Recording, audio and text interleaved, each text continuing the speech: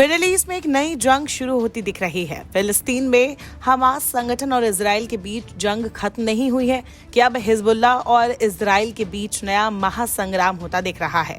जहां कुछ दिन पहले लेबनान में पेजर अटैक किया गया था, वहीं अब इजराइल के खिलाफ हिजबुल्लाह ने ऑपरेशन फादी शुरू कर दिया है।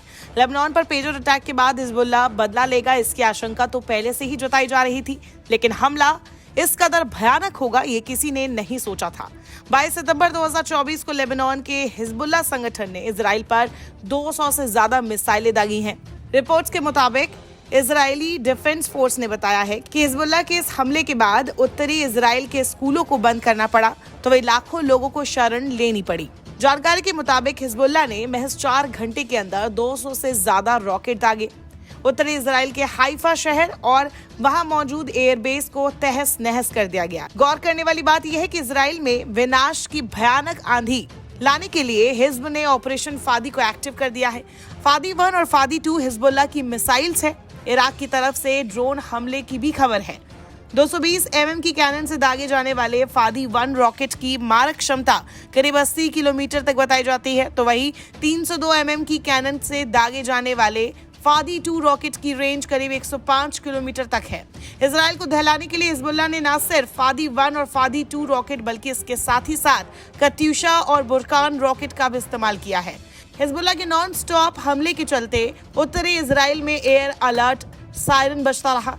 हमले इतने जबरदस्त थे कि इजरायली वायुसेना को फौरन अलर्ट मोड में आना पड़ा। हिजबुल्लाह के रॉकेट जलजले में अगर किसी शहर को नुकसान पहुंचा तो वो उत्तरी इजराइल की पोर्ट सिटी हाइफा थी, जहां मौजूद सबसे बड़े एयरबेस पर भी हमला हुआ था। भारी बमबारी हुई और इस बारूदी कोहराम के बीच हिजब ने खास ब्रह्मास्त्रों का भी इस्तेमाल किया। दावा है कि फ्रंट लाइन से 40 किलोमीटर अंदर दक्षिणी लेबनान से अटैक हुआ है। इस हमले में नॉर्थ इजराइल के 7 शहरों में भीषण तबाही मची है। मिडिल ईस्ट की मौजूदा हालात नाजुक बनी हुई है। गाजा में कत्लेआम मचा, उसे लेकर पहले ही मिडिल ईस्ट में इजराइल को लेकर काफी गुस्सा है। ऐसे में साफ है कि इजराइल के लिए हिजबुल्लाह को खत्म करना आसान नहीं होने वाला। करीब 1 साल के युद्ध के बाद हमास अब भी खत्म नहीं हो सका है, जबकि हिजबुल्लाह की ताकत कहीं ज्यादा है। उसे इराक से लेकर कई देशों का साथ मिल सकता है। इसलिए नेतन्याहू को यह समझना होगा कि गाजा की तरह लेबनान की जंग आसान नहीं होगी, क्योंकि अगर आईडीएफ ने लेबनान पर हमले की कोशिश की, अगर लेबनान को तबाह करने के लिए बारूद बरसाए गए, तो इस जंग में ईरान और उसके साथ साथ तमाम प्रॉक्सी संगठन सीधे उतर जाएंगे, वो भी विनाशक हथियारों के साथ। नमस्कार, मैं हूं मानक गुप्ता। अगर आपको हमारा ये वीडियो पसंद आया हो तो इसे लाइक और शेयर जरूर करें, और हाँ, हमें सब्सक्राइब और फॉलो करना ना भूलें, ताकि आप देश और दुनिया की कोई खबर मिस ना करें। तो जुड़े रहिए हमारे साथ और देखते रहिए न्यूज़ 24।